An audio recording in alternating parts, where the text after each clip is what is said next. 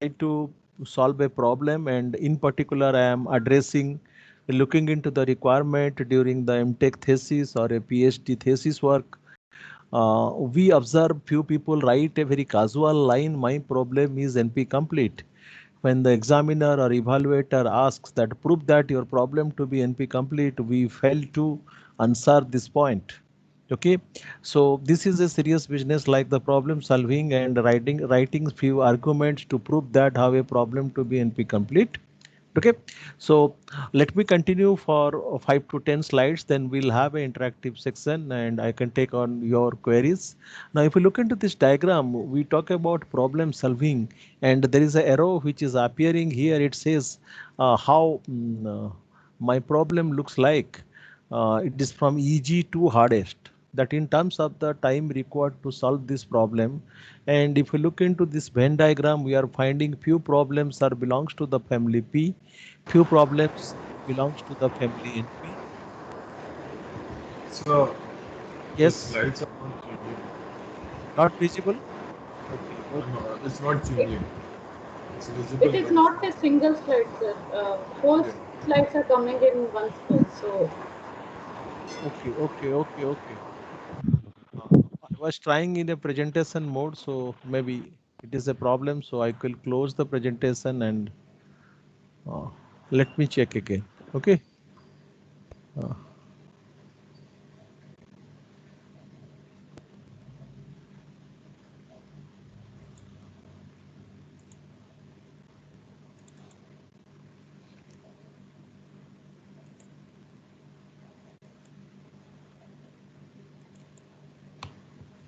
yeah, now it is visible. yes, Yes, sir. sir. Yes, sir. Yes, sir. Now it's Yes, sir. Yes, sir. Okay, thank you. So when we look into the problem, you please have a look into this Venn diagram. We have a family of problem that is, I mean, in the diagram, it is appearing as subset P. And then we have something NP, something NP complete, something NP hard. So first we start with the abbreviation NP, that is non-deterministic polynomial. Okay, so let us talk about the von Neumann machine, which is a deterministic machine based on your finite automata. Von Neumann machines are based on finite automata. They are deterministic machine, or single line I can say they are deterministic automata. Now, what is a non-deterministic machine? Is it possible to have a non-deterministic machine, or this non-deterministic machine is a theoretical concept? It was a theoretical concept. As you know from your basic concept of the automata, non-deterministic machines are superset of the deterministic machine, or non-deterministic machines are more powerful than deterministic machine. Suppose we try to solve a problem in a deterministic machine or a computer that is based on a deterministic machine, then uh, we require a deterministic algorithm, right? If we try to solve a problem using non-deterministic machine, it can accept a non-deterministic algorithm and a deterministic algorithm. Then we are looking into certain problems, and we try to derive NP complete, co-NP, NP hard will come later. And so this deterministic and non-deterministic related to two things, that is the machine and the algorithm. I repeat again, if I say non-deterministic machine, there I can run a deterministic algorithm as a non-deterministic algorithm. If I try to execute a non-deterministic algorithm on a deterministic machine, definitely it is not truly executed, but it becomes a deterministic algorithm with certain assumption. Okay, now this is the book is must for everybody should know, everyone should browse, because this is matter of pride to know that how or who are the authors who has discussed. Any algorithm book you follow, they refers to these two gentlemen, Gray and Johnson.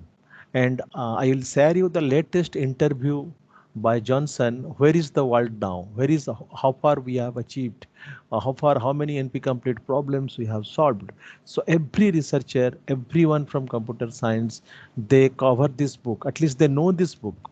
So what our PhD students or research students popularly use whenever they say that placing of a controller node, or maybe finding the best cluster is problem is NP complete, they refer to this book. This is the Bible.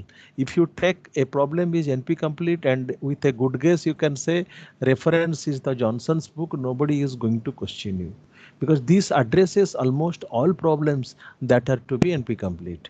And then you will be wondering why this book is written maybe 30 years before and how they come able to address all the problem in the world which we are facing. Actually, the whatever the real world problem we are facing, it is some is not a new problem. It is a one form of the classical problem which is appearing. So they prove almost all classical problem to be NP complete. Okay, this is the book is the must. Name is to be remember, and that will help you whenever you try to face an argument. Okay, from where you got the seedling problem is NP complete. Why traveling salesman problem is NP complete? Why 01 knapsack problem is NP complete? All answer belongs to this book. And what the other author tried to do, they actually representing the same fact in a simplest way. So in the next slide, this we have already talked about the undecidable problem, intractable problem, and trackable problem. Trackable problem, simple example, your matrix addition, order of n square, matrix multiplication, order of nq. These are some polynomial time algorithms, your bubble set, insertion set. These are example of the trackable problem. When it comes to intractable problem, maybe you are looking into a algorithm which is n to the power 4 or n log, I mean n to the power 5, n to the power 6, but not exactly the difference that what will be the n power should be. Then a category of problem where we do not have any algorithm with known complexity, right? We do not have any algorithm with known complexity, or this actually decides uh, we may try to find out a polynomial time algorithm, maybe super polynomial time algorithm, maybe the problem is wrongly represented so that we try to re-represent the problem. This is the whole problem world. Maybe the problem of for designing a bridge across a river which is going to last for 100 years, or maybe you are looking into a network cabling. So any problem, and I'll be happy if you describe a problem or you narrate a problem which you face in the day-to-day life, and you enter into a discussion that is it a problem, is it NP complete problem, or is it a problem that so that I can have a search space, I can apply the searching techniques to solve these problems. So that is very well welcome. You select any problem. That is the reason I told in the last class, I am going to put different tasks to the PhD people. Okay, and to the real world problems, proving them to the NP complete. The paraphernalia is something different. What I request to all the members of this class when they will be presenting, uh, if you want to really learn the knowledge, then you should attend the presentations over the team, at least listen to them, because it's ultimately is a sharing of experience. Whoever learns first, he got the knowledge and he is sharing with you. Okay, now this thing we have already discussed: decision problem, counting problem, and optimization problem. Because these portions we deliver independently, so the slides are repeated. Now three general category of intractable problem: the problem having polynomial algorithm that have been found.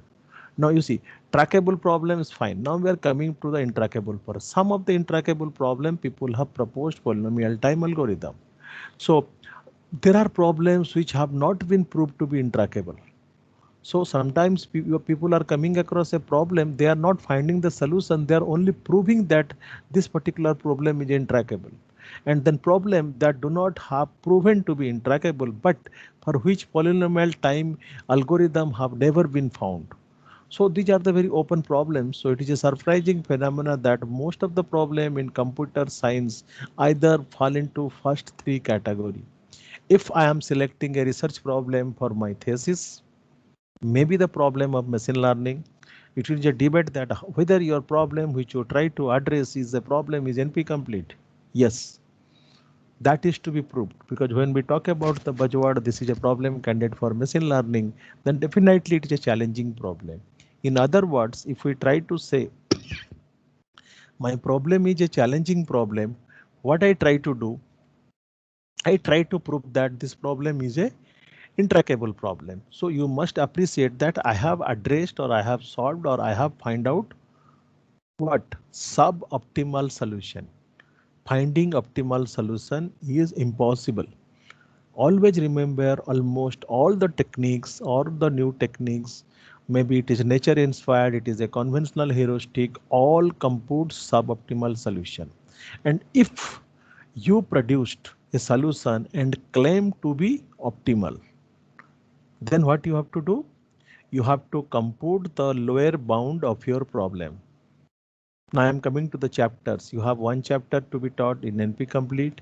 One chapter has to be taught lower bound theory. One chapter is to be taught correctness. One chapter is to be taught on the randomized algorithm, approximation algorithm. It's like that. Look, because our major target is to address the topic in terms of problem solving and problem solving into intractable problems. Okay, so now you may ask whether this 01 knapsack problem is the intractable problem, or when we go to a large number of items, this problem becomes a intractable problem. Now look into that. I am giving you a example. Suppose uh, you are a courier company. Okay, you have 5 different carriers. Okay, small truck, big truck, and the truck are with different capacity. Yes, I repeat, you are a courier company, you have 5 truck. Treat these 5 truck as the knapsack. These trucks are of different capacity. What is the in terms of capacity? There is a surface area, length, breadth, and height. And you made it mandatory that any courier which is to be dispatched, let us say from Rourkela, and it has to be put into a specific size of the packet. And this packet can be stacked one up upon others and maximum height. So this is, I am directly coming to a complicated problem, which is a three-dimensional knapsack problem. So but how many knapsacks? 3 knapsacks. Today you received 5,000 packets, courier packets. You know their source and destination. Now you have to generate or prepare a packing list, which are the packet to be loaded to the truck 1, truck 2, truck 3, truck 4. And you have a source to destination. Maybe one truck is traveling to Delhi, it passes by MP and UP. So like that. Okay. Then you have a different dimension. Maybe I am introducing one more constraint, that you can place a small box on the top of a large box. And I am looking for a problem formulation. Got it? I am looking for a problem formulation. If your machine will generate a list, your courier boy or the person who is loading the packets, he will get a list. This is the number of packets to be loaded to this truck. So this is the example of an abstract problem. We can discuss many examples like this.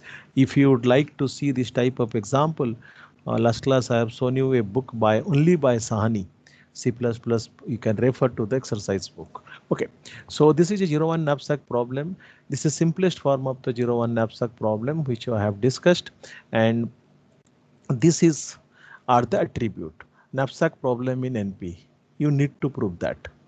Knapsack problem is NP hard. So what the line says, the knapsack problem is proved to be NP. How you prove a problem to be NP? NP stands for non-deterministic polynomial. I'll tell that. Then knapsack is NP hard. That means we reduce the well-known NP hard problem, subset some problem to knapsack problem. Remember one more word. That is what is called reducibility. Reducibility. Okay, reducibility. When we try to prove a problem to be NP complete, we take the help of a previously proved problem which is NP complete. Then we use a approach called reducibility to re-represent our problem. What it says, if you look into that, we reduce a subset some problem. It is proved to be NP complete, say. Now let us not come to NP hard. NP complete, say, it will be reduced to an abstract problem. So a mechanism, only remember, a problem which was previously proved to be NP complete, if you can reduce that to the problem which you try to prove to be NP complete, your task is done. I'm again simplifying. You know two-dimensional array. Let us say for some application I want, you must reduce the two-dimensional array to a single-dimensional array. Are you going to do it? How can you reduce a two-dimensional array to single-dimensional array? Yes, please. Anyone can respond. I want to reduce a two-dimensional array to a single-dimensional array. Yes. Sir, by So array of pointers, Yes. array of pointers, No, where don't. each pointer will be No, please. pointing to an array. No, no, no. Please do not enter into the pointers. I always cared about pointer. Huh? I'll tell you why. Pointer is a false concept. Through the name of the pointers, people are being demoralized if somebody do not know how to write a program using pointers. And you know, this pointer concept is already vanished. You are with your new programming languages. Yes, I am Concatenate, yes, but I taking rows of yes. concatenate each individual arrays. Concatenate, no, very simple thing. When I am trying to represent a two-dimensional array, so if you arrange A11, A12, A13 like this, suppose the 3 cross 3, A21, A22 like this. So I have two type of options. Either I can perform a reading in row measure order or column measure order.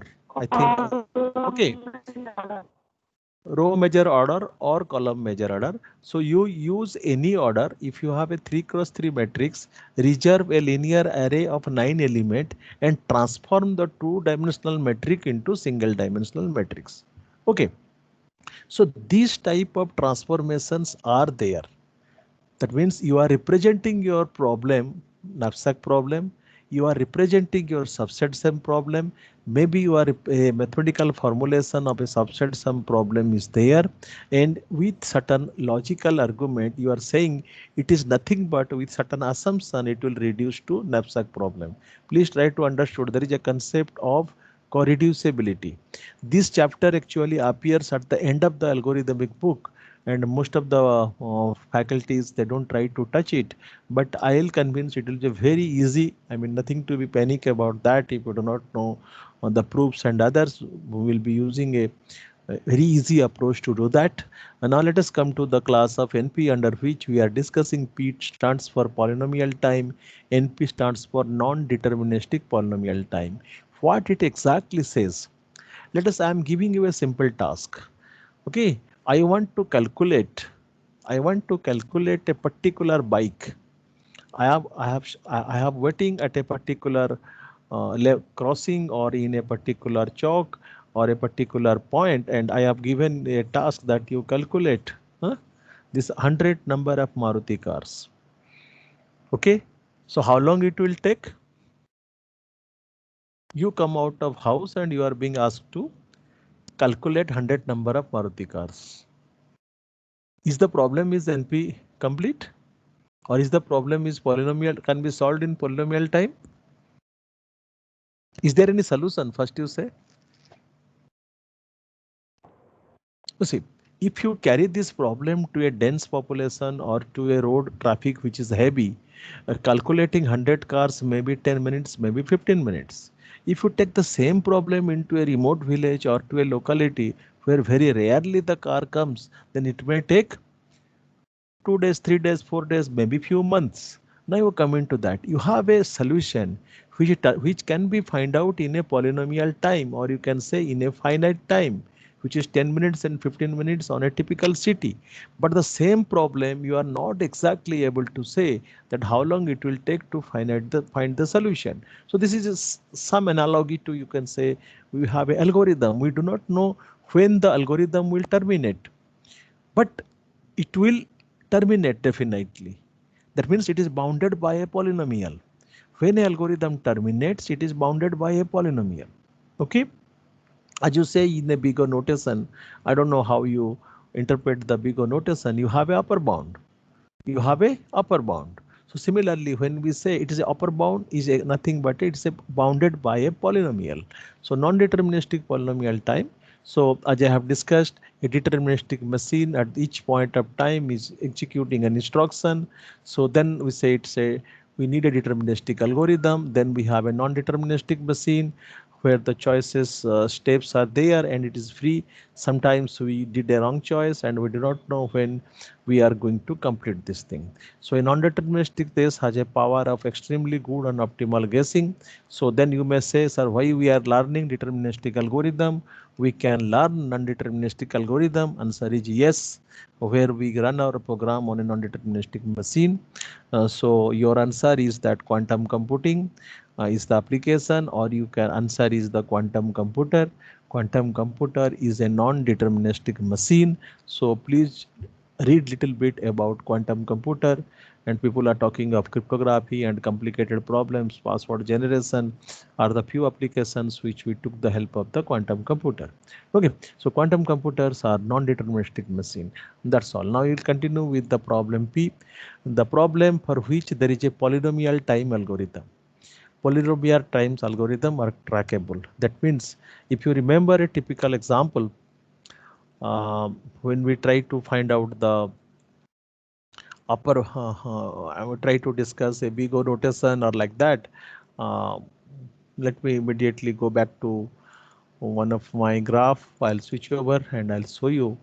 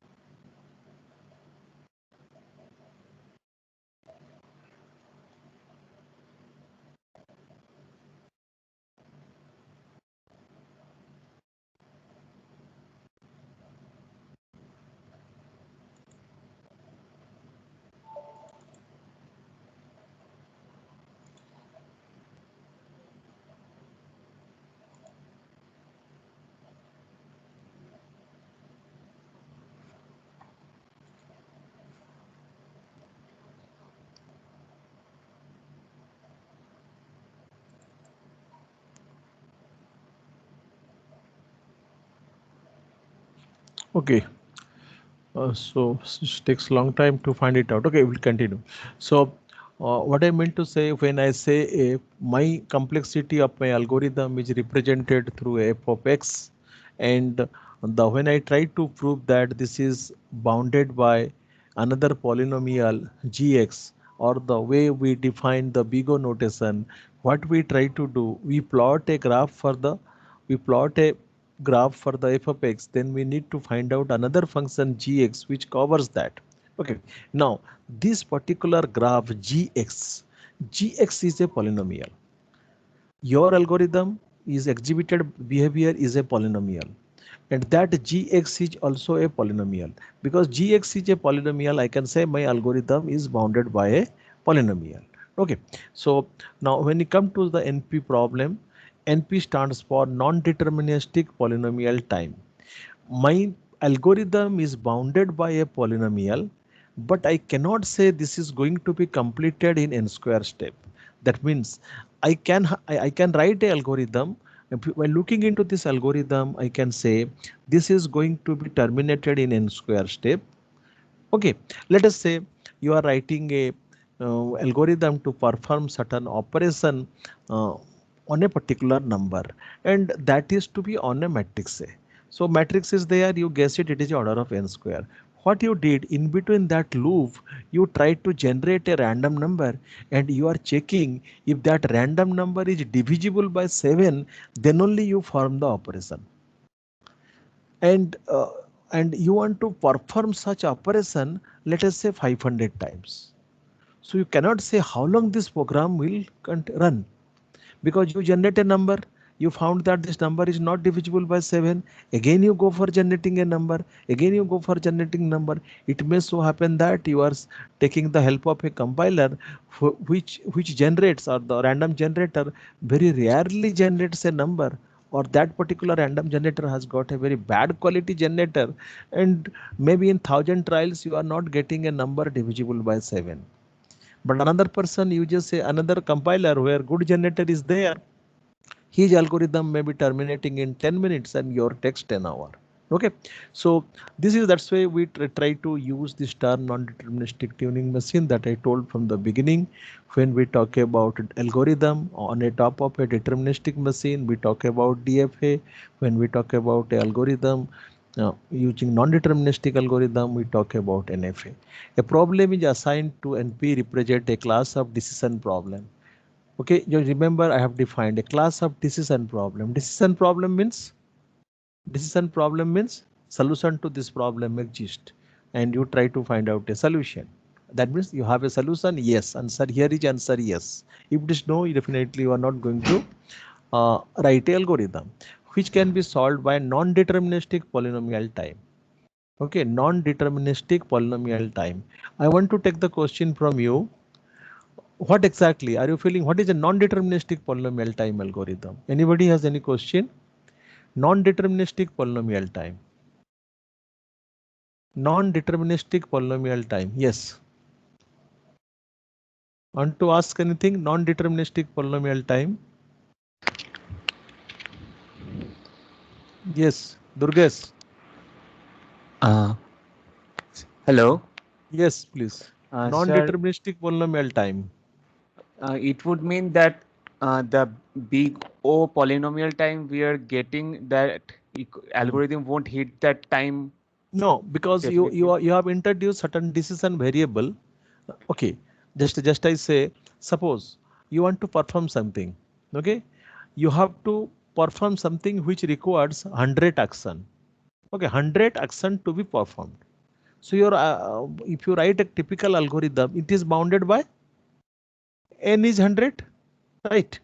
But within that algorithm, you take a non-deterministic event or a decision, you toss a coin. If head comes, then only I will perform this thing. Or let us say you have a bucket, huh?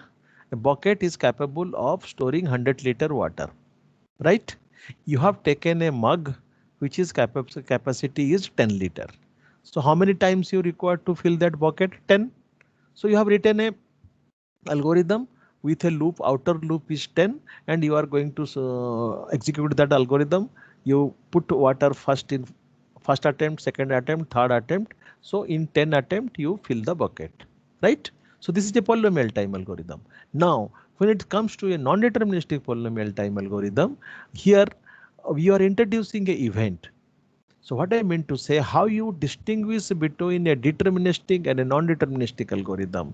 If a algorithm is going to call a random routine once only, minimum once, that becomes a non-deterministic. So to fill the bucket with a 10-liter jug and a 100-liter capacity, you generate a number.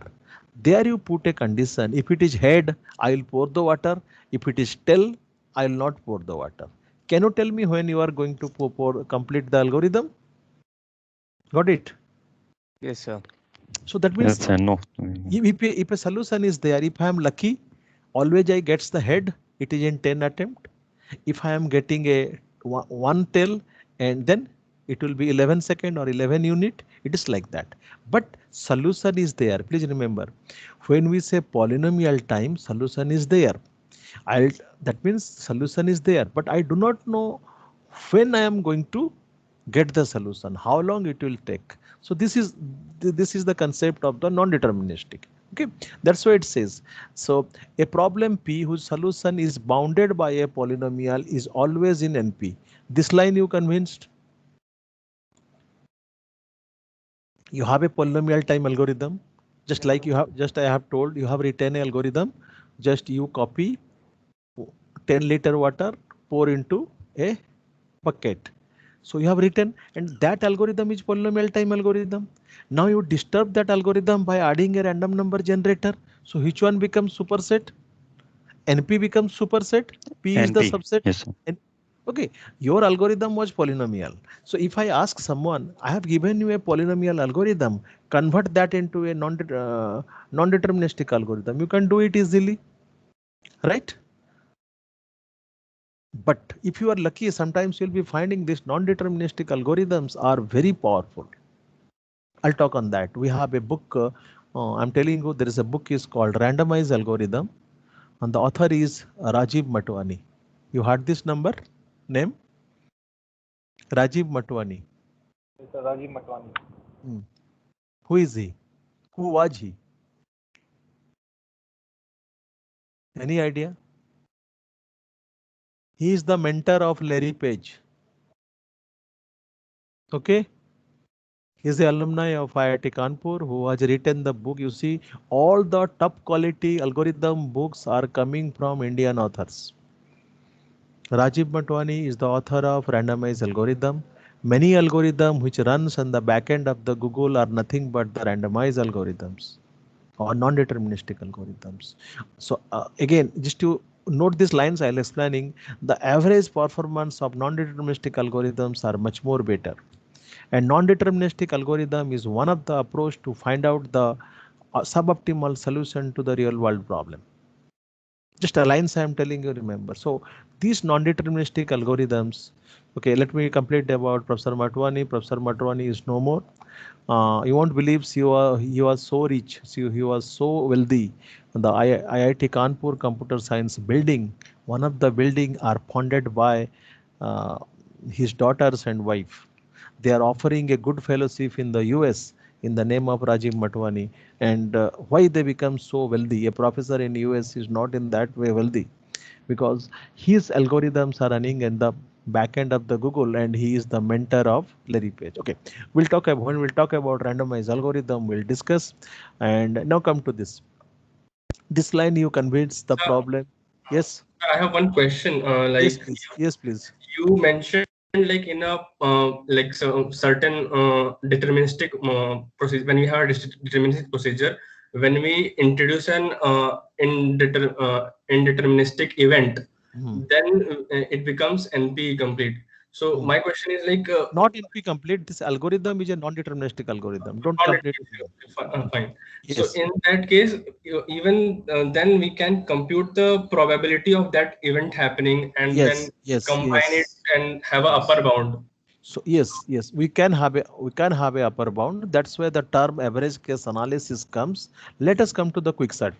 I hope that quicksort is very clear. If you do not, you have any doubt on the quicksort, I can start from the scratch. Have you heard of randomized quicksort? Yes, sir. You are selecting the pivot element in a deterministic way. In a quicksort, how you select the pivot element? In like we generally we select the first First element. middle element or Fine, first fine. element. Yeah. First. So many ways you can select. You have n number of element. The probability of selecting any element to be pivot is 1 by n. You can select first element, you can select second element, you can select third element. If you write inside your algorithm, I'll be always selecting the first element or last element. That becomes a deterministic algorithm. Now, you have a n number of element, you take a help of a random generator to select any element out of that by generating a random number. That you can do that, I hope. 10 element, you generate a number in between 1 to 10, partition becomes 6, generate a number between 1 to 6. So that is a randomized algorithm. Got it? Now you'll be finding, if you'll implement, listen to me, if you'll implement and if you'll try run that algorithm 500 times, you'll be finding the average performance of randomized quicksort is much more better than deterministic quicksort against different instances. Am I clear? What I say?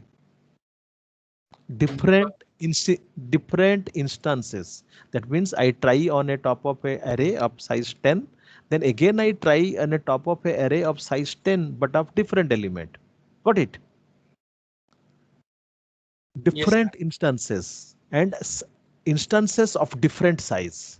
There are two different instances means I'm keeping the size fixed. I am trying a different set of element. Then I am changing my instance size.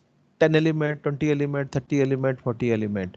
And if I'll do such experiment, which you used to do in the lab class, I don't know, I should say, those who are attending the theory, practical is the must so that you can smell this the flavor that what we are learning in the theory, that averagely randomized quicksort performs better than quicksort. What you need to do? You are going to plot it. And finally, you will be finding your quicksort run, randomized quicksort runs below the quicksort. Okay, so this is a good example. Okay, yes, please. Why randomize quicksort Yes, work better? Bharti, you mute it. Huh? Yes, please. Can So I why proceed? randomize Huh. quicksort works better than normal quicksort? Why randomized quicksort works, Ajay, better than the randomized quicksort? Very good question.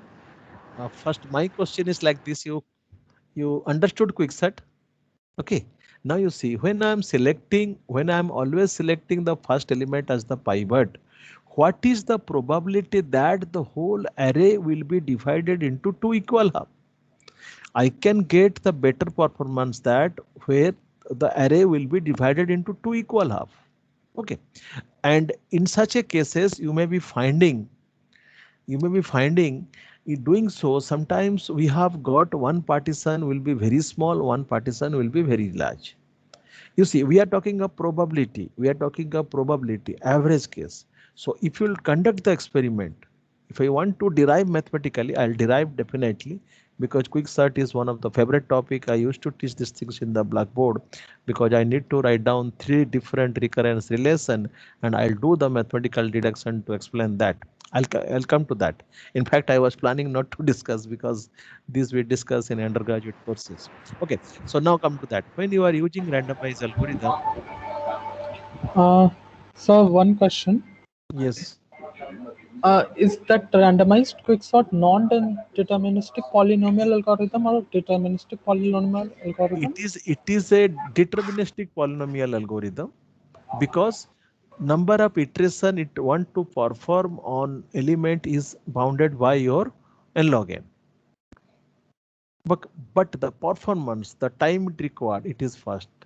Here we it's a good question. You want to say it's a that's why you are finding here both are polynomial time algorithm, but a non-deterministic algorithm there you take 10 trial. Here also I am taking 10 trial, but time required to sort the element is better. Okay. Randomized quicksort is a determinist algorithm bounded by polynomial time. Bharti, Bharti, you Yes, sir, I got it. yeah, you just mute it. Some noise is coming. I don't know from whom. Please handle your microphones carefully. Okay.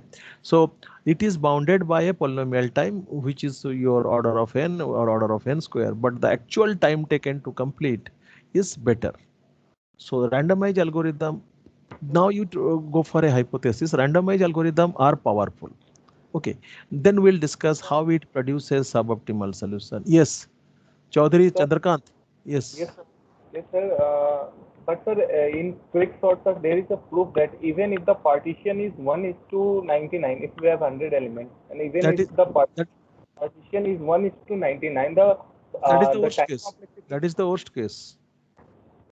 the time complexity still comes out to be, sir, n log n. Who told you? It is order of n square. It is the worst case. One of the partition, if you Apart place, from that, everything is when you okay. are partitioning into two partitions, one partition has got 0 element, other partition has got 1 element, and it is the landing into the worst case. And you see why it happens. The reason is that why it happens. This happens because we do not know what type of instance we are going to get. Got it? We are not sure what type of instance we are going to get because the input varies. The input varies. Okay. We do not know. We do not know what will be the input. When we do not know what will be the input, how we can decide? Let me switch over to my quicksort. Is visible? Yes. I have Yes, sir. switched up. Yes. Okay. Yes, sir. So you see, this is the logic. I'm not sure about the cardinality of S1 or cardinality of S2. And it depends on, suppose somebody say I have supplied all the equal element, what will be the performance of quicksort? Don't assume that always you are getting a set of randomized value. Your input can be anything. It is given by the user. So cardinality of S1 and cardinality of S2, when it is equal, then height of the tree will be log n. And if any of the partition S1 or S2 is larger enough, it will be left skewed or the right skewed. So height of the tree is increasing. When the height of the tree is increasing, you will have a different complexity. Now because we land into this, let us discuss a little bit about quicksort. Maybe because of some feedback, people say we have studied. So I decided, because for last 2 years I am not discussing these portions. Now one thing you should note, this is the way we write down the algorithm. It is a pure pseudocode. You see the steps are numbered. If you are writing algorithm without step number, it is not accepted as algorithm, because when I try to, this is the most important thing. I have skipped a lot of fundamental things. Sometimes I have to, because the other regions, the people says what I have learned different. Okay, so when you are writing algorithm, if you are not writing the step numbers in a report, technical report or paper, we need to refer the algorithm for definition. We refer the algorithm for completeness proof. We refer the algorithm for theorem proving. We need to refer to the statement numbers. So it has to be numbered. Algorithm is the reservoir. Name of the algorithm is the quicksort. P and Q are the input parameter it accepts. It is a recursive algorithm, so you can see the recursion calls. So this is a quicksort algorithm, and sometimes people, I'm very much sure, if I'll ask to write down the quicksort algorithm, people will make a lot of mistakes. Now you look into this, which line represent the small problem? In divide and compare, there is a concept of the small problem. Okay, I'll not discuss. A fuel demand I'll discuss. So now let us come to that, what I was trying to say. Uh, when it comes to the average case, my recurrence relation is like this.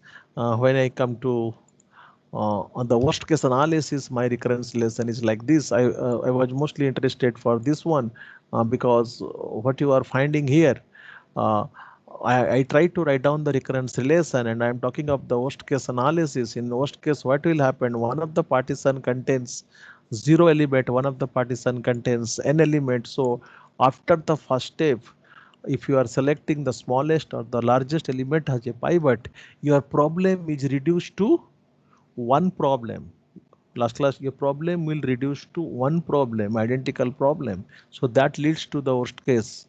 If you know the method of telescopic sum or method of substitution, we can derive like this. And maybe average case analysis requires a lot of probability and is to be. Then we talk about the pivot, how we have different flavor of the algorithm, how we can find out the pivots. Now I will go back. Some question I have told you, find out the kth largest. I told you to find out the kth largest. Yes or no? How to find out the kth largest? Finding the kth largest. Can you develop a algorithm which is application of the quicksort to find out the kth largest? Yes, sir. Got it? I think if one or two will get it, it will be great. Application of the quicksort to find out the kth largest, right? And what will be the complexity of the algorithm? Because we require around 10 number of algorithm for that problem. Please remember, go on accumulating algorithms, write it very clearly how to find out the kth largest. I'll discuss almost in the process of discussion. I'll discuss that algorithm. Okay. Now this line I will try to explain you. The NP is the superset, P is the subset. If a problem is known to be NP and the solution to the problem is somehow known,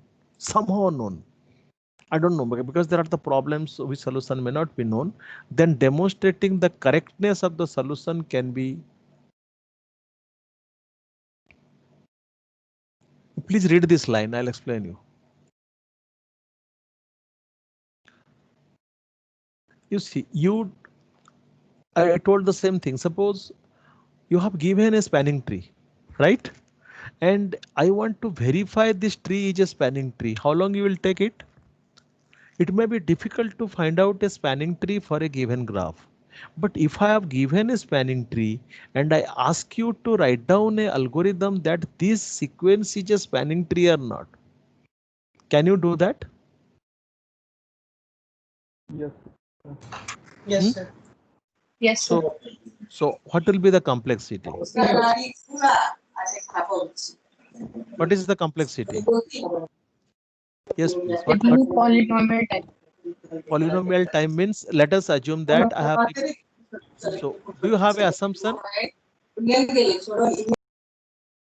Do you have an assumption? Do you have an assumption about the representation of the graph? Do you have an assumption for representation of a graph? First you tell me who is going to explain me the spanning tree algorithm. Any of you can voluntarily explain. Somebody should come voluntarily to explain the spanning tree algorithm. Have you ever written an algorithm to find out prims or a spanning tree? Any of you have written an algorithm? Okay, please do one thing. I'm not talking of the program. I want an algorithm to find out the spanning tree. Let it be prim or Kruskal. Then I'll ask which data structure it uses. Shivam, bolo. Yes, sir. In Prince algorithm, sir, we take any node and then we No, see the my first question is there. My problem is to find out minimum spanning tree. Clear? Yes, sir. How I am representing my problem in main memory? So you can represent it in linked form, linked list form, or in array form also. Not convinced. You tell me We the can exact part. represent it array Sir, either the adjacency matrix or adjacency list. matrix. Very good. You can go for adjacency matrix or adjacency list.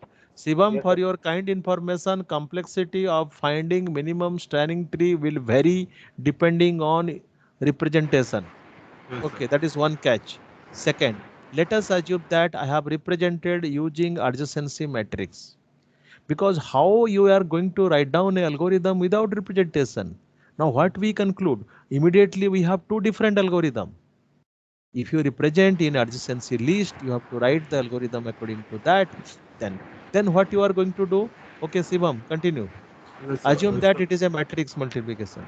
I mean, Yes, sir. adjacency matrix. Adjacency matrix. Then, sir, we will choose a node, and then in the matrix we will see which is the lowest or the lowest link that Okay, that okay, node is. okay. You are looking into the Yes. weight of the edges. Is your Yeah. computer is having eye? He able to No. see it? No, sir. Huh? No, sir. Then I am challenging you. Cannot write an algorithm. You challenge me. I'll give you 100 EX grade if you can write the algorithm. Let us take it like this. Huh? You write down a spanning tree algorithm. Huh? Why I am saying so? When you try to look into that now, we'll able to find out what we are lacking. It's not like that. I am challenging you. There are so. Can you tell me which data structure is used while finding the spanning tree? Sir, binary heap can be used. Yes, very good. Who is Sir, Satyendra. binary heap? Okay. Now look into this binary heap because the edges which is to be find out smallest or largest has to be put into an order. If I store my edges into an array and apply a typical sorting techniques, complexity will be order of n square. So performance of my algorithm is affected by that sorting routine which I am going to call. And that sorting routine definitely in ideal case we look into the worst case, that is order of n square. Now Satyendra says you will go for binary heap. Binary heap. So binary heap, what will be the time required to find out the smallest edge? Log n, sir, for No, make log n. simplify Yes, function. log n to create a heap. Yes, Log sir. n to create a heap. And Sir. only I required a order of 1 because I am removing the top element. Yes, Then I sir. have to perform a heapify, which is also order of log n. And interestingly, these heap is implemented how in computer? How the heap is implemented? Using array. Using linear array. Sir, Yes, sir. Yes. Yes, sir. Complete So, the binary tree. Okay, it's fine. Thank you. So now we need an intermediate data structure to implement Prim or Kruskal's algorithm, right? Now I want to. There are two things I told you. Your representation affects the complexity. If you have adjacency matrix, you have a different complexity. You have a adjacency list, you have a different complexity. Now what Satyendra said is right. We need a heap. So please remember, any algorithm we are going to write under the paradigm of greedy, it all uses a heap. Any algorithm, if I ask to write down any greedy algorithm, I am looking for a heap. Okay, now I want to improvise my performance of the algorithm. You see, we ask the people, write down a new algorithm, write down a new algorithm. So the responsibility is, are you have a feel? What do you mean by new algorithm? Where I can do the modification? The data structure.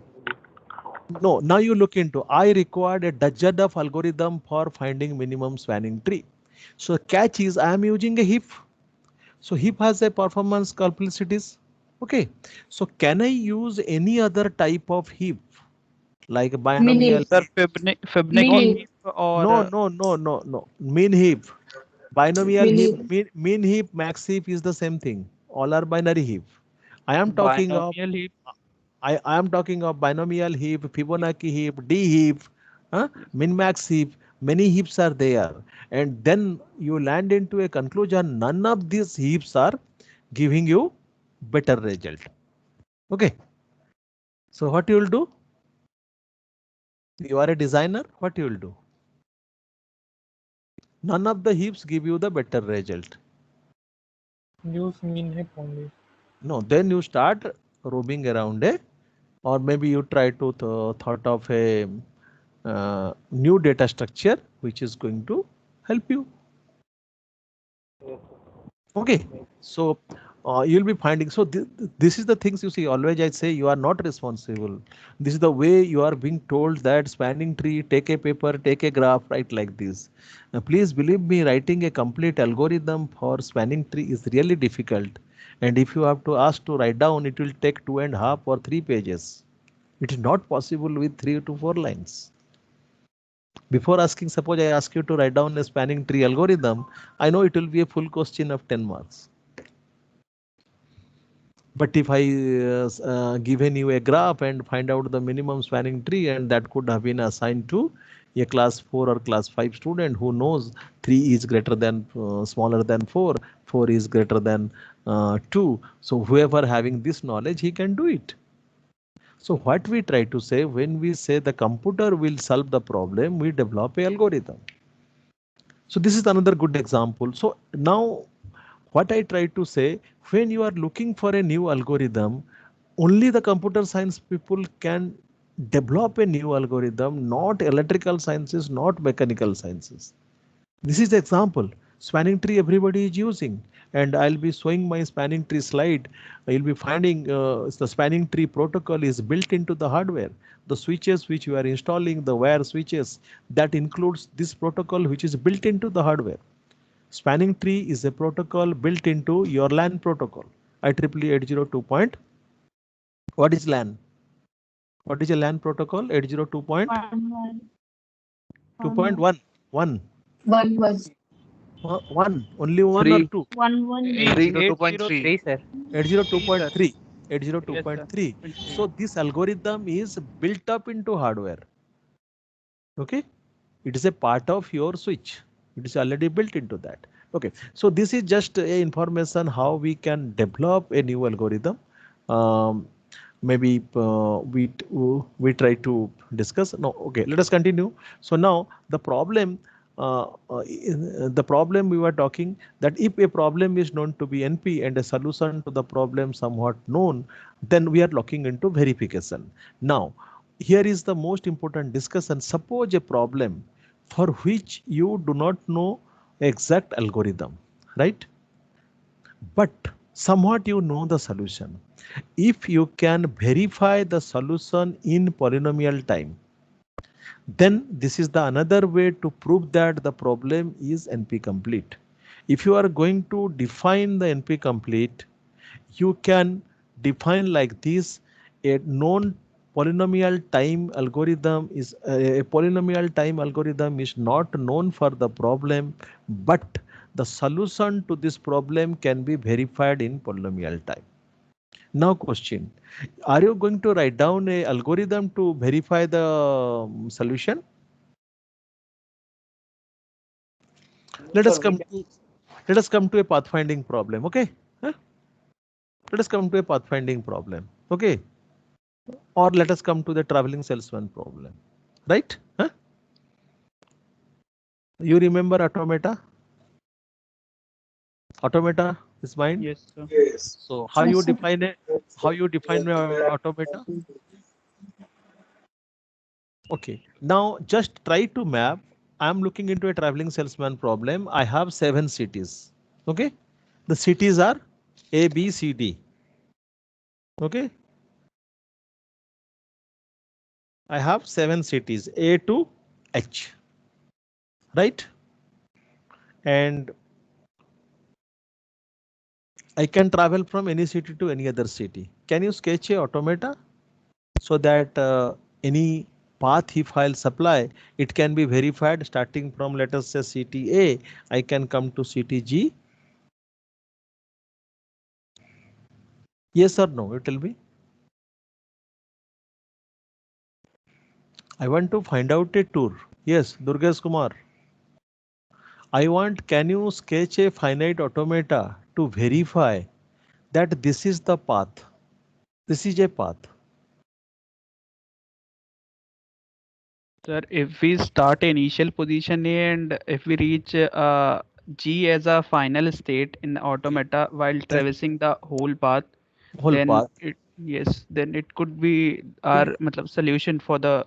It is. Yes, it is. It is the problem. So now it is assumed that you know what is a set of non-terminal, what is a set of terminal. You know there is a sigma. Yes, sir. In the automata, there Yes, are sir. terminals and non-terminals. Looking into this problem, you tell me which are the non-terminals, which are terminals. Terminal symbols are the cities, right? Yes, sir. Terminal symbols are the cities. So if terminal or destination, yes, yes, please. if not any other path, then is it terminal? No, I am not getting you, Durgesh. Durgesh, I am talking Okay, of sir, I am how to, changing our if I want to verify. Durgesh, you are not audible. Durgesh, are you in a mobile or are you in a laptop? Okay, now if it is possible to design an automata, I can verify the solution in polynomial time. This I try to give you example. You have the terminals. When I say solution to a traveling salesman problem, they are actually element belongs to sigma. If I can formulate a regular expression that is going to recognize all possible strings, then I can start from a start state, I can arrive at the goal state. Then those are the paths.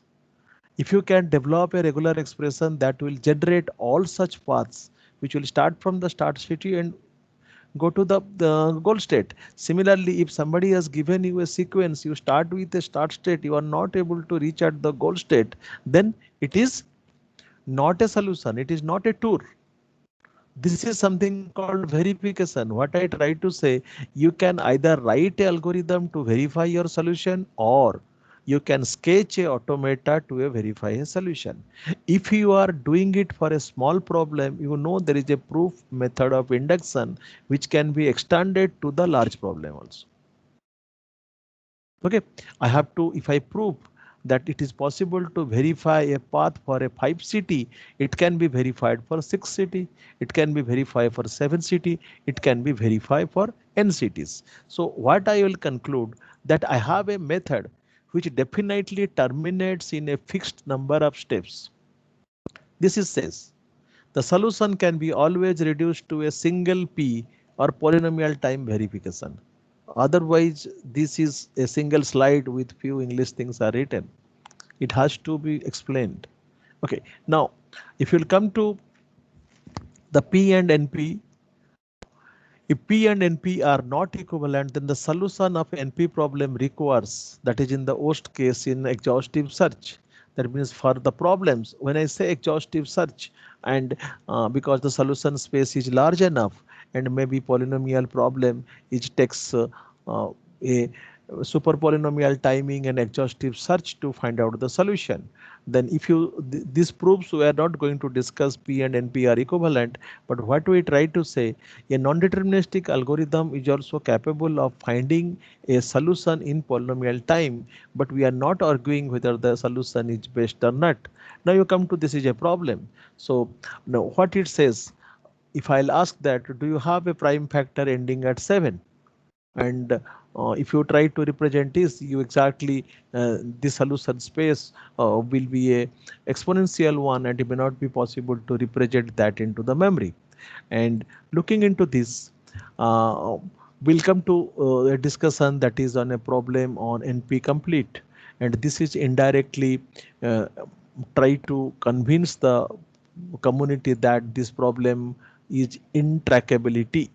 That means we do not have a polynomial time algorithm, or otherwise we can say I am going to prove or I am to work on a hardest problem. Okay, now the worst case time for trying to find a efficient algorithm for it, that means every researcher try to say that my problem is in NPC, my problem is NP complete, or we say my problem in NP hard. The most difficult thing is that people are not learning when an examiner or a thesis examiner ask uh, how you are going to prove your problem to be NP complete or NP hard.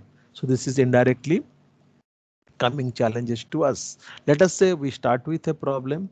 We prove that this is the solution space of the problem. We find out the solution space is exponential. Or let me give you example of a solution space of exponential. Let us say there is a 3-item 0-1 knapsack problem. Is the solution space is exponential? What will be the size of the solution space? Yes, please. For a 3-item 0-1 knapsack problem, what will be the size of the solution space? Yes. N square, sir. N square, no. I have a 3-item 0-1 knapsack problem. That means I may not select a item 000. I may select the first item 100. I may select all item that is 3-1. So it is 2 to the power 3. Okay, it is a 2 to the power 3. So solution space is the 2 to the power n in general. So we'll use that type of argument to prove the solution space is exponential. What will be the solution space for traveling salesman problem? 2 to the power n into n factorial, which is to be proved. Okay, so when we able to find out for a problem the solution space is exponential, then we say the problem is intractable. Then we try to take the help of the other problem to prove it NP complete. Then we say we are looking for a algorithm. Let us say by any means we conclude that the problem is NP complete. Now the question comes, what are the different paradigm that are going to produce the solution for us? When a problem is NP complete, we have an exponential solution space. Definitely we are not trying for a optimal solution. We are happy, or anyone who is trying to solve, they are happy with a suboptimal solution. So one of the paradigm, so then there is a question comes, what are the different ways I can find out the solution to NP complete problem? Okay, so one of the approach is use of approximate algorithm or a approximation algorithm. Just to remember, approximation algorithm is one of the approach. Heuristic algorithm is one of the approach. I can go for a ant colony optimization. I can go for a genetic algorithm. I can go for bacterial foraging, or I can develop a approximation algorithm, or I can go for a randomized algorithm. Got it. My problem is NP complete. I can use any of these three approach. Okay. It may so happen that I can develop a exact algorithm. Then it will be a breakthrough. But these are the three paradigms which is to be used: randomized algorithm, approximation algorithm, and heuristic algorithm. You know the heuristic again divided into nature inspired heuristic. There are many behavior of the creatures are being copied. So these algorithms are actually developed to find out a solution to a problem which is NP complete. So what we need to do, we need to prove many problem to be NP complete. At least 5 to 6 existing problem like 01 knapsack problem, maybe your traveling salesman problem, and maybe your uh, denomination problem, coin changing problem, or click problem. So these are to be proved to be NP complete. Now, the class of NP problem in TSP. So in a traveling salesman problem, as we are defining, and we are looking into the class of problem, what we try to do here, we are looking into the problem and trying to prove to be NP complete. So as I say, a problem proved to be NP complete is with reference to a problem which previously proved to be NP complete. So the question is that which is the first problem which is proved to be NP complete? Which is the first problem which is proved to be NP complete? So there is a approach. There is a standard approach which is used. So then in particularly we talk about the problem, how we'll do it. Now look into this slide. If a problem P1 is NP complete, if every problem P1 can be reduced to, every problem in P1 can reduce to P1. This is a mistake, I'll correct. P1, which is, I something told you, the reducibility. That means if you can solve P1, then you can solve every problem in NP. NP means in non-deterministic polynomial time. The first problem, so with this hierarchy, the first problem which is proved to be NP complete is the circuit satisfiability problem. And then there is a hierarchy which is proposed, and people use that hierarchy to prove that the problem is NP complete. So the first, the NP completeness is proved by the Cook, who proves the circuit satisfiability problem into NP complete. Then people are using the concept of the reducibility to prove the problem to be NP complete. So in the reducibility concept, you'll be finding we are actually trying to develop a polynomial time algorithm which reduces my problem to another form of problem. So that when suppose someone is trying to prove a problem to be NP complete and he is taking the help of another problem, then he developed a algorithm that how I can convert Hamiltonian cycle to traveling salesman, and the transformation of Hamiltonian cycle to traveling salesman takes polynomial time. So this is the circuit satisfiability problem. We have a combinatorial circuit, so we can verify all inputs whether it is output is 1 or not. Otherwise you can say we try to find out what are the combinations of this 4 digit 0 1 0 1 1 1 1 0 for which input the output will be 1. Why it is finally proved, first time it's proved that it is possible in physical circuit. We can construct a hardware, we can vary the input, and within a deterministic time, that is in 2 to the maximum number of 2 to the power 4 trials, I'll able to find out which are the input that can generate 1. So this is the problem, circuit satisfiability problem, or a particular Boolean circuit problem. We'll be discussing how it is proved to be NP complete. So now this at least my last slide for the discussion. It appears difficult because there are 2n possibility of solution. Look into the circuit. Circuit can take 0 as the input or 1 as the input, so the Boolean variable. So then this is exponential. This makes me I mean, this shows the first thing that we are addressing a problem which solution space is the exponential, because out of which few can be a solution. But the possible answer is can be develop a algorithm which terminates in polynomial time. You see, this quantity is a exponential. We are trying to develop a algorithm which will terminate in polynomial time to find out these are the inputs to the circuit so that we can get a solution.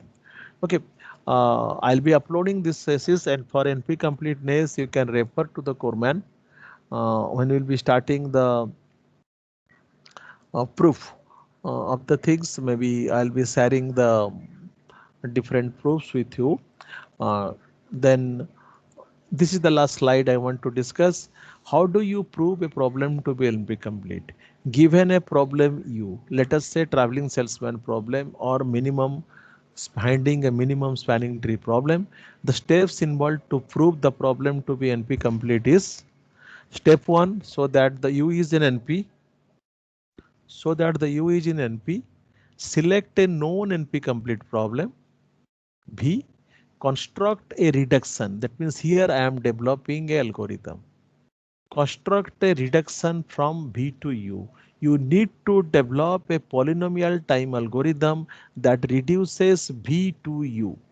That means a two-dimensional matrix. You can write a very small program with two for loop, which will copy the matrix Aij to a array Bj. It is something like that, reduction. Then it shows the reduction. This reduction or the reduction requires, or reduction is the algorithm. This requires polynomial time.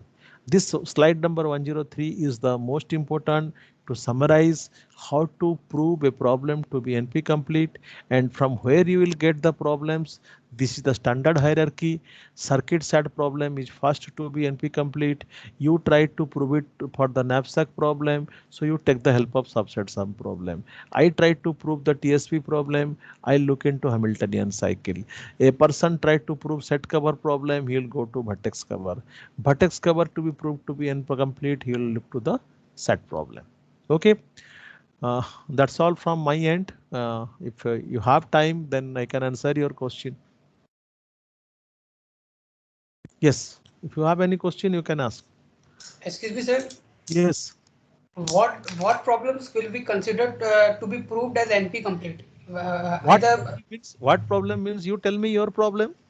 Sir, means in general we have solution for every problem, but not for undecided problems. Who told you we have a solution to every problem? Which problem you are having solution? You tell me. Sir, means I am talking about the undecided problems. All real world problems are undecided problem. Yes, sir. You tell me. I am telling you, na.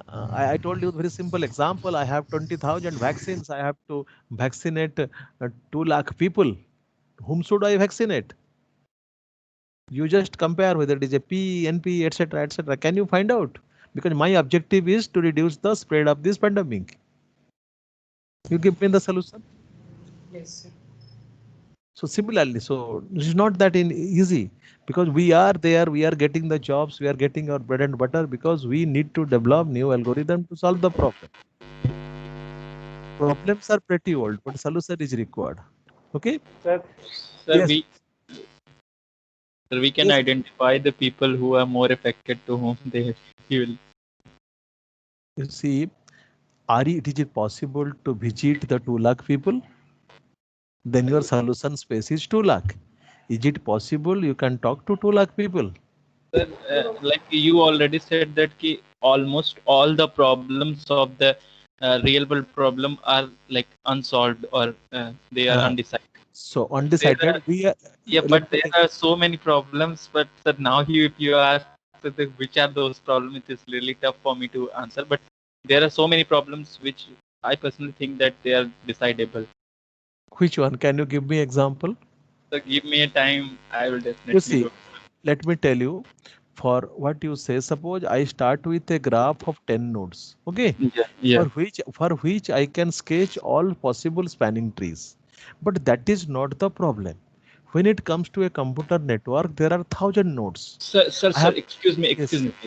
Sir, now like what you are saying, sir, if we suppose that we are just taking we have to go from point A to point B. There are so many routes are there. Now I'm talking to you according to your point. So there are so many routes. So this is also a real world problem. If you think that this is from one point, from my hometown to the NIT Rourkela, this is like there are so many routes we have to take in. Yes. So, but there are so many combination possible, but still we can found that combination. Na? Listen to possible me. Or no? Listen to me. There are so many combinations. If you list all these combinations, listen, if you list all these combinations, what is that number? You are going to represent this as a complete graph. If you look into a complete graph that every city is connected to every other city vertex, what is the total number of paths? Look into the graph theory, and you will, if you sketch that, you will be finding this is exponential. I told from the very beginning, in your von Neumann machine, you have to represent all the possible solutions in computer memory. Then you have to search the best one. If you say there will be 1 million paths, and I have to find out the best, definitely I will calculate all the cost, I will sort them, but in a computer network traffic, I have to do it within few seconds. Yes, sir. I cannot do it offline. I have to route your message within 2 seconds. Our aim is to find, like, we must And have for to that, find the solution in the please listen, for that you may have a good deterministic algorithm, but real world implementation is allowing you 2 seconds, but your supercomputer takes it 10 days to solve. But what the router will do? Yes, sir.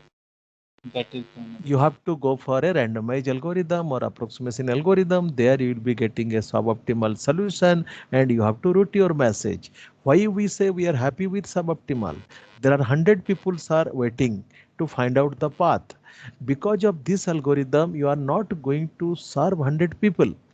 Maybe you are rejecting 2 or 3 calls, but at the end of the day, you are happy that your throughput is good.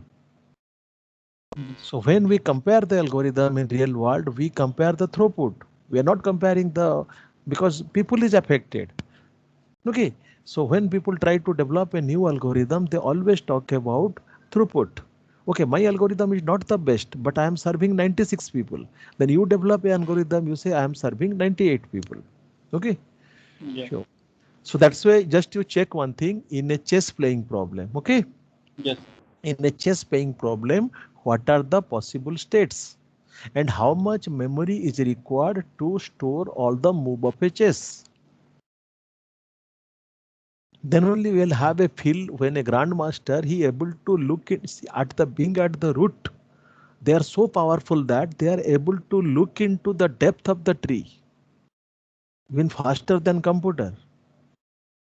In computer, how he will play the chess? He will construct the whole solution space. He will find out the shortest path from the root so that he can go to a winning state.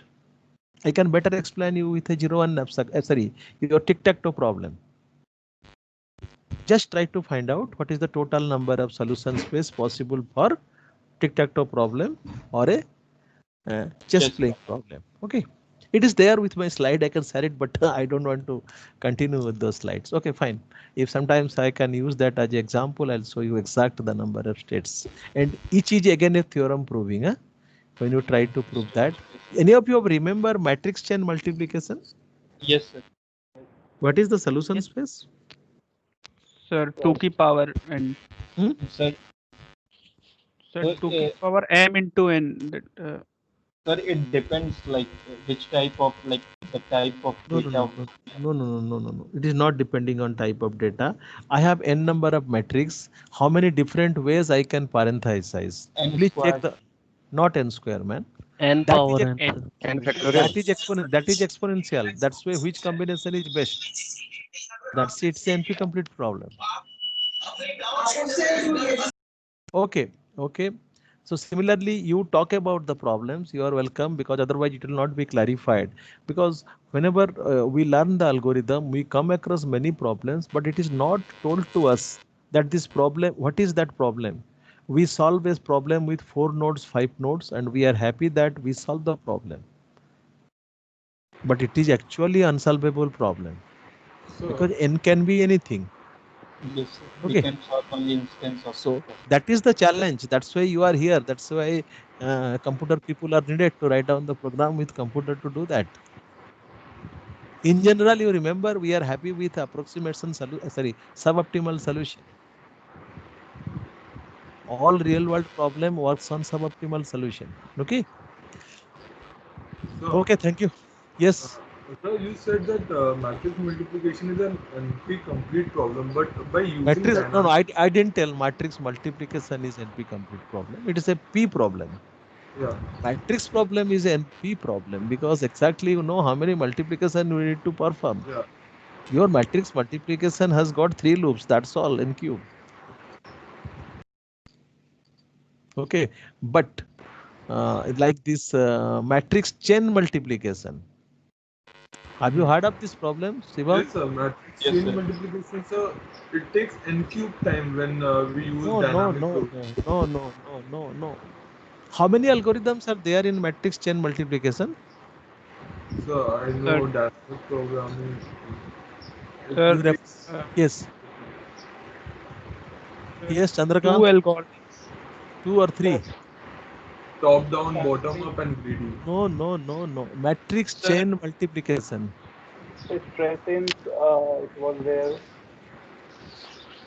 You hold the Corman book on your hand. I told their matrix chain multiplication is discussed using dynamic programming paradigm.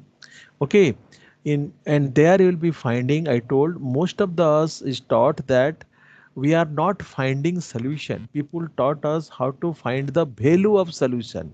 I am asking you, give me a spanning tree. You are telling me, sir, smallest spanning tree is 20. I don't want that. I have to route the message. I want the IP address of my routers, and so that I can add them to my routing tag. I am asking you for the spanning tree. You are telling me the value of the spanning tree.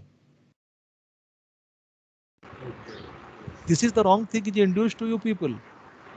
I am asking how many of you have computed shortest path, not the value of shortest path. How many you have computed shortest path?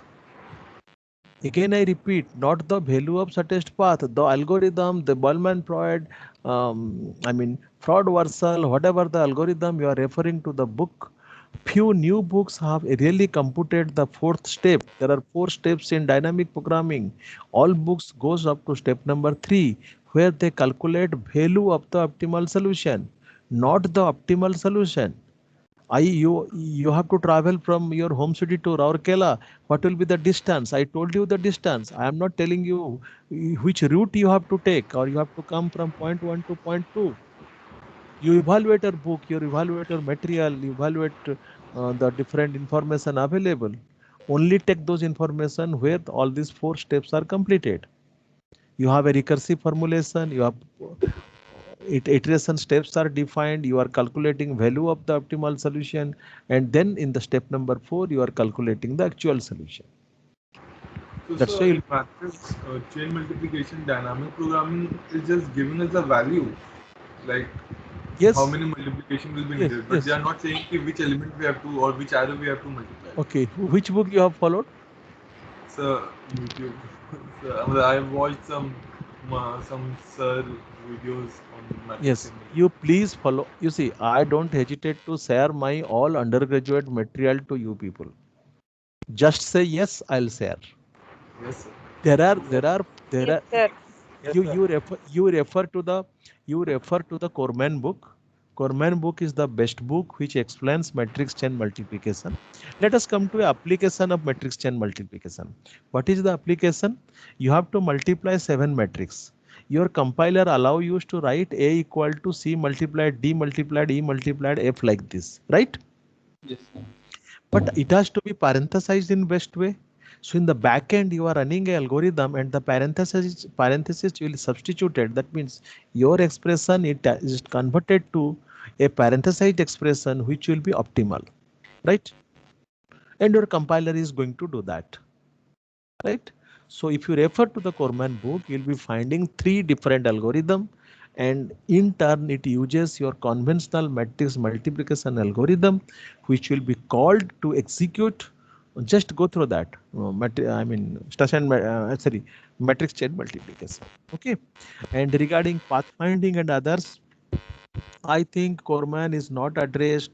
Sahani also not addressed on the completes. I'll be sharing my dynamic programming slides. You can have a look into that. So this is always a question. We ask to write down the algorithm which will print the path. Okay. So anything else? Yes, sir. Hello. Chandrakant, bolo. Sir, I have some doubt again in quick sort, sir.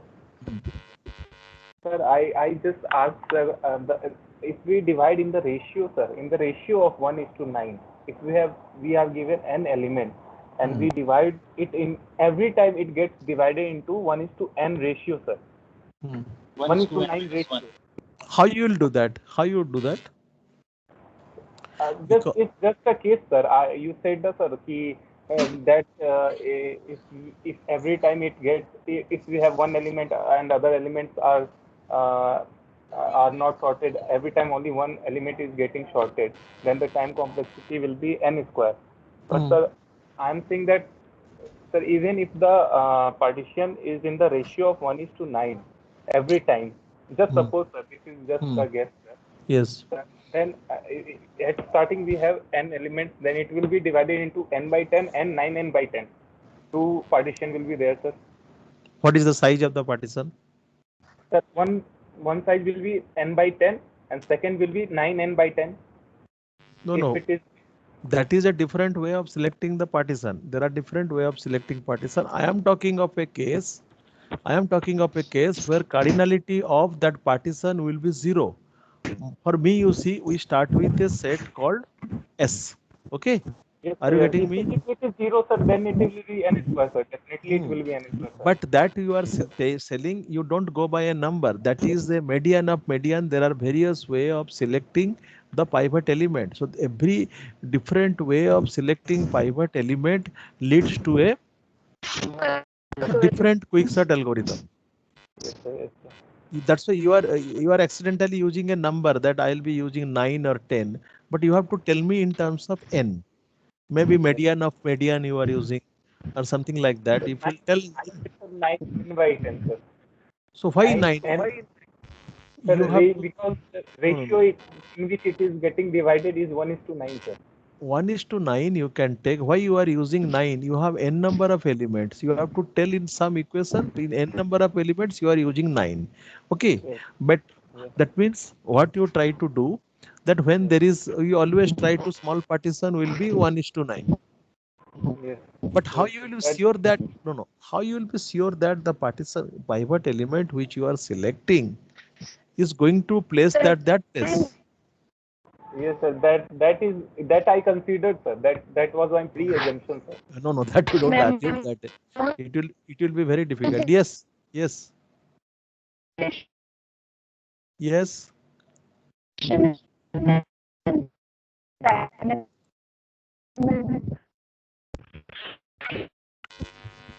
anybody has anything to ask?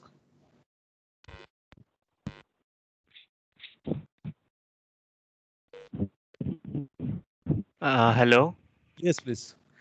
Sir, I had some like difficulty following this NP complete concept. So can you tell me somewhere from where I can read up other with reference to this lecture? You see, you look into any typical algorithm book where you'll be comfortable. First, you go to the NP complete chapter first. Okay. And honestly speaking, this is a little bit of high level things, and you may not appreciate the book which you are following, but it has to start from a book. Maybe you are getting only 5% from that book, so that it will be supplemented with other material. Okay. Okay, sir. Thank you. There is one more book from PHI, Prentice Hall of India. I don't think it will be available in online. It is written by one of the professor from IIT BHU, Professor Basu. I'll be sharing that book details. So if that book is available, that is from Prentice Hall of India, PHI. Okay, a little bit you'll feel comfortable with that book. He used to teach in the PG course and the research course. Professor Basu from IIT BHU. His book is there, and maybe little bit of comfortable. Sir, can we leave now? Yes. Okay. Thank you. I conclude this. Thank you. Thank you, sir. Thank you. Thank you, sir.